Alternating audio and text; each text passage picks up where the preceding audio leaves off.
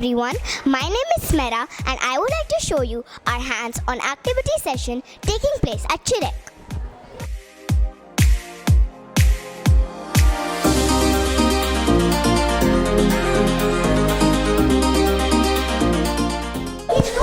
Today we are purifying contaminated water by using natural resources.